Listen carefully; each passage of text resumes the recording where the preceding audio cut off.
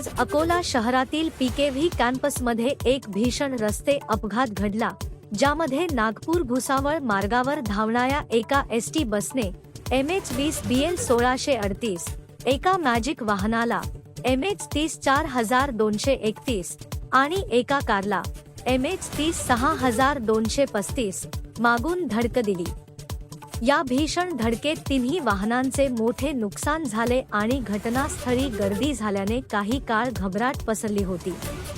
दिलासादायक बाब म्हणजे या अपघातात कोणतीही जीवितहानी झाली नाही आणि सर्व प्रवासी सुरक्षित असल्याचे सांगण्यात येत आहे।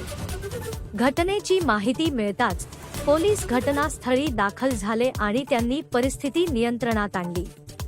पोलीस सध्या अपघाताच्या कारणाचा तपास करत आहेत।